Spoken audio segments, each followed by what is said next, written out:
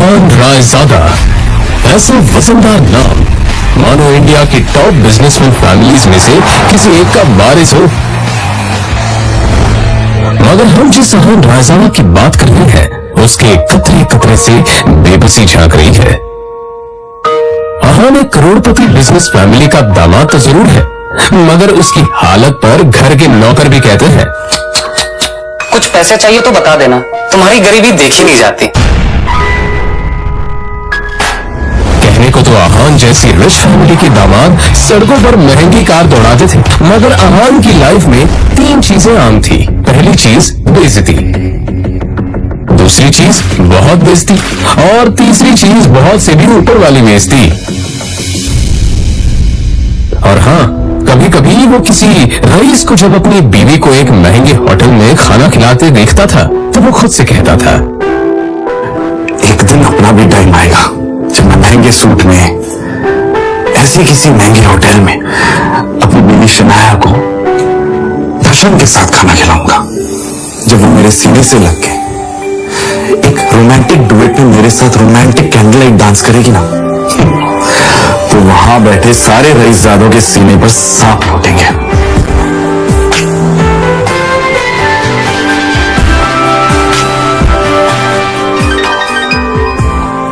जरूर शनाया ने बहुत अहान चौंक कर उठ खड़ा हुआ। मोबाइल स्क्रीन पर देखा तो शगुन का फोन था। अहान के सारे सपने छूमंतर हो गए। शगुन अहान की बीवी शनाया की कजिन थी, जो हमेशा ही अहान को नीचा दिखाने की कोशिश करती थी। मोबाइल की तरफ देखकर अहान ने बुरा सा मुंह बनाया और फिर कुछ सोचकर फोन उठा लिया। मेरे प्यारे जीजा जी, फोन नहीं उठाते आप? वो मैम। अच्छा वो सब छोड़िए, आप एक काम कीजिए, साहू ज्वेलर्स पे मेरा एक नेकलेस पड़ा है, मैंने ओनर को कॉल कर दिया है, वहाँ जाके नेकलेस कलेक्ट करके मेरे घर पे आइए। शगुन, मुझे बैंक जाना है और मैं बैंक जाने का तेवर किसी और को दिखाइएगा जीजा जी। वैसे भी आपको हमारे फैमिली के टुकड़ों पर ही पलना है ना, तो जितना काम कहा जा रहा है उतना कीजिए। और हाँ, नेकलेस के साथ में ओनर आपको 30,000 रुपए भी देगा, वो लेकर मेरे घर पे आ जाइए और 30,000 रुपए में से 1 रुपया भी कम नहीं होना चाहिए, समझे ना? देखो शगुन, आज तक मैंने कभी चोरी नहीं की है, और दूसरी बात यह कि अगर मुझ पर इतना डाउट है तो किसी नौकर को भिजवा के करवा लो। क्या है ना, बहस करने की इजाजत आपको है नहीं, तो जितना काम कहा जा रहा है उतना कीजिए। 1 घंटे के अंदर नेकलेस और पैसे लेकर मेरे घर आ जाइए। और फिर से कह रही हूँ, 30,000 रुपए में से 1 भी रुपया कम नहीं होना चाहिए। बाय। अरे है दीदी को बुलाओ यार, है दीदी।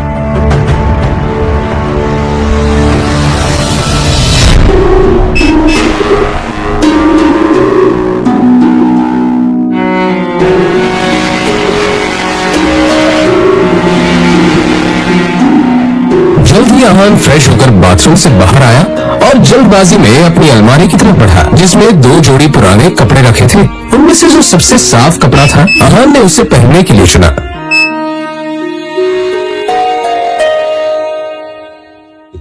तैयार होकर वो बाहर निकला और जैसे ही सामने देखा तो उसकी सास यामिनी गिल अपनी कुछ सहेलियों के साथ पार्टी में व्यस्त थी। तभी यामिनी जी की एक सहेली ने अपनी सैंडल की तरफ देखकर कहा, यामिनी, ये देखो ना, तुम्हारे आते आते मेरा बेल्ट टूट गया चप्पल का, अब मैं घर कैसे जाऊंगी? इसमें टेंशन लेने वाली कौन सी बात है, तुम पार्टी एंजॉय करो, मैं नौकर से कह दूंगी वो ठीक करवा कर लाएगा। ना ना, मैं नौकरों पे भरोसा नहीं करती, मेरी चप्पल महंगी है, तो एक बार टूट गई चप्पल तो मैं दोबारा पहनती नहीं हूँ, लेकिन क्या करूँ, घर भी तो जाना है ना। अहान उस तरफ से निकला था जब यामिनी जी की नजर उस पर पड़ गई। डोंट वरी, नौकर नहीं है, नौकर से थोड़ा ऊपर ही है, वो तुम्हारा काम अच्छे से करेगा। आज सुनो, ये चप्पल लो और इसे ठीक करा कर लाओ। तभी यामिनी जी की सहेली ने कहा, यामिनी, ये सब काम दामाद से अच्छा नहीं लगता। अरे तुम इतना टेंशन क्यों ले रही हो, वैसे भी इसे ये सब काम करने में बड़ा मजा आता है। तुम लोग को भी कोई काम हो तो बता देना। दामाद है तो क्या हुआ, चप्पल भी ठीक नहीं करा सकता? कुछ तो करे, वैसे भी कुछ करता धरता तो है नहीं। ये बातें सीधा अहान के दिल पर आकर लगी। मगर अब उसे ये सब हमेशा ही सुनने की आदत हो गई थी। उसे याद था कि आज उसका बर्थडे है, मगर ये सिर्फ उसे ही याद था, बाकी किसी को भी इससे कोई मतलब नहीं था। शगुन का काम करना चाह रहा। बहस मत करो, जो काम दिया है वो करके आओ। दामाद है तो दामाद की तरह रहो। भिखारी कहेगा, पता नहीं शनाया की जिंदगी में ऐसा क्या लिखा था कि तुम जिस पति मिला उससे। और अब यामिनी जी की सहेली ने अहान को उसकी टूटी हुई सैंडल की स्ट्रैप दिखाकर कहा, ये वाली चप्पल ठीक करना है, महंगी दुकान में ठीक करवाना, समझ में आया? कहते हुए उसने अहान का हाथ उठाकर सैंडल उसके हाथ में पकड़ा दिया।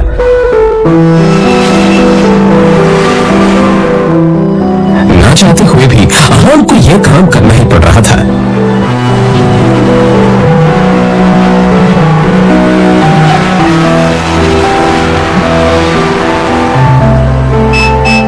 उसके मोबाइल पर उसकी बीवी शनाया ने मैसेज किया। ये मैसेज पढ़ते ही अहान के होठों पर एक स्माइल आ गई और उसकी पूरे दिन की टेंशन जिससे गायब ही हो गई। आज पहली बार शनाया ने उसे ऑफिस बुलाया था। एक वही तो थी उसकी जिंदगी में जिसकी मुस्कुराहट देखकर वो खुद को जिंदा रखता था। शनाया का चेहरा देखे बिना अहान को चैन नहीं मिलता था और उसके बस में होगा तो शनाया की हर एक खुशी के लिए खुद को लाख बार कुर्बान कर देता। रास्ते में अहान को एक फूलों की दुकान मिली।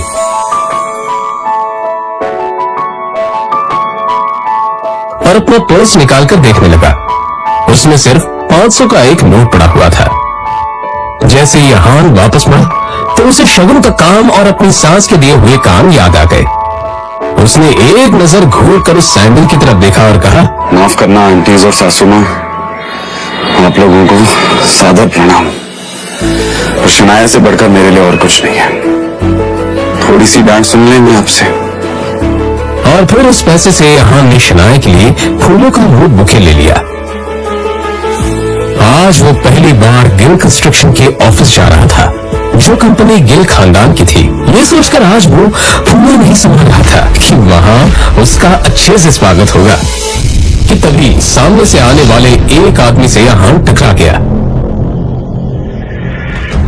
उसका नाम देव मल्होत्रा था। यू इडियट, दिखाई नहीं देता तुम्हें? पता नहीं कहां कहां से मुंह उठाकर चले आते हैं।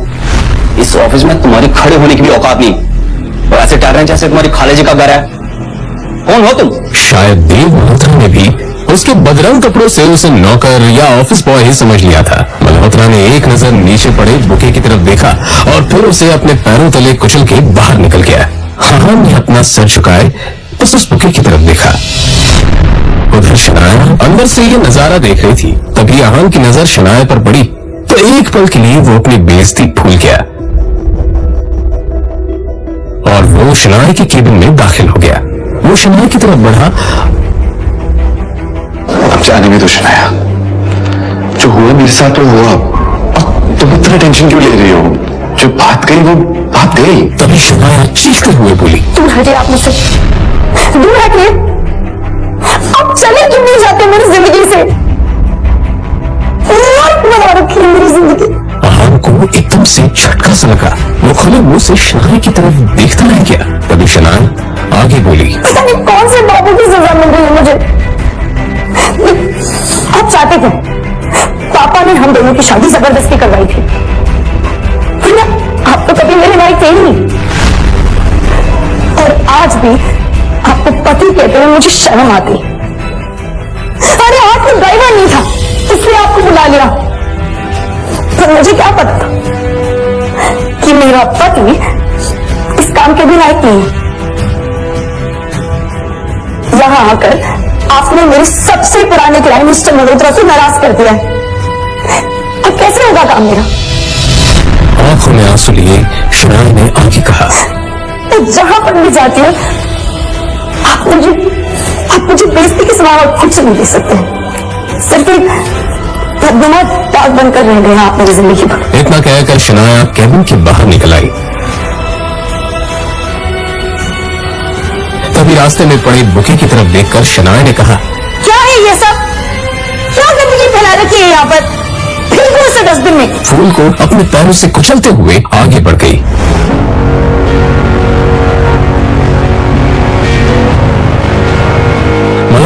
कार में बैठा पहले से शनाया का इंतजार कर रहा था।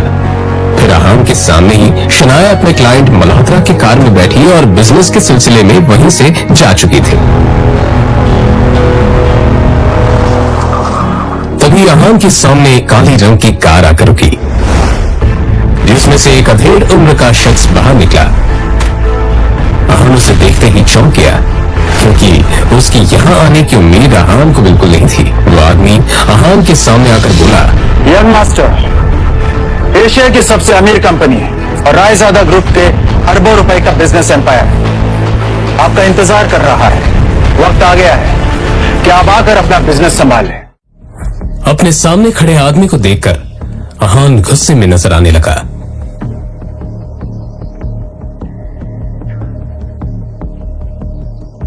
मिस्टर विक्रम, आप यहां पर क्या कर रहे हैं? यंग मास्टर, मैं आपको लेने के लिए आया हूं। देखिए, मैं आपके साथ बहस तो नहीं कर सकता, मैं भी आपके पिताजी का एक नौकर ही हूं, पर हां, उन्होंने जो काम बोला है वो तो मुझे करना ही होगा। सीधे पॉइंट पर आइए, पहेलियां बुझाना मुझे पसंद नहीं है। तो मैं आपसे ये कहने के लिए यहां आया हूं कि आपके पिताजी आदित्य रायजादा ये चाहते हैं कि आप आकर उनका बिजनेस संभालें। वो इस एशिया का सबसे बड़ा एम्पायर आपको सौंपना चाहते हैं। और आपको लगा कि मैं उनकी बात मान लूंगा? मैं तो उनका बेटा हूं, तो फिर ये सब मुझे क्यों देना चाह रहे हैं? फिर जब मेरी मां बीमार थी और मैं उनके पास मदद मांगने गया था, वो तो मीटिंग में बिजी थे ना, और उसकी वजह से आज मेरी मां इस दुनिया में नहीं रही, और इसके लिए मैं उन्हें कभी माफ नहीं करूंगा। तो बेहतर ये होगा कि आप चले जाइए। अहान के इस बात पर विक्रम ने एक लंबी सांस ली और फिर कहा, यंग मास्टर, आप तो जानते हैं आपके पिताजी कितने जिद्दी हैं। वो आपको वापस लाने के लिए किसी भी हद तक जा सकते हैं, किसी भी हद तक। उनके सामने कोई औकात नहीं रखता। वो जब चाहे, जिसे चाहे, जहां चाहे पल में मिट्टी में मिला सकते हैं। लेकिन हाँ, जो आपके साथ हुआ उसे भूल जाए और रायजादा ग्रुप को अपना ले। रायजादा तैयार है आपको वो सब कुछ देने के लिए जिसके आप हकदार हैं। अहान ने जैसे अपना आखिरी फैसला सुनाते हुए कहा, आप यहां से चले जाइए विक्रम, और जाके बता दीजिए कि मुझे उनकी दौलत में कोई इंटरेस्ट नहीं, और उनकी सारी दौलत भी मेरी मां को वापस नहीं ला सकती। और हां,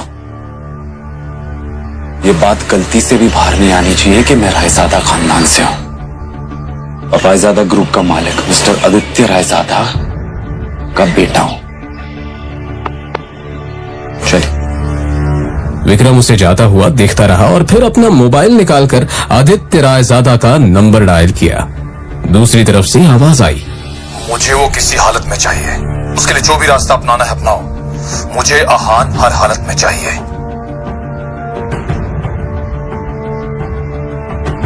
यंग मास्टर, आपको आना ही होगा। इधर अहान कुछ ही देर में अब अपने घर पहुंच चुका था। लगी घड़ी में देखा तो शाम के 7 बज चुके थे। अपने आसपास देखते हुए उसने कहा, तभी अचानक ही अहान का मोबाइल बज उठा। उसने स्क्रीन पर देखा तो यामिनी जी का फोन था। फोन उठाते ही दूसरी तरफ से आवाज आई, कहाँ थे तुम? हाँ, तुम्हें पता है ना, तुम्हारी वजह से मेरी सहेलियों के सामने मेरी कितनी बेइज्जती हुई है।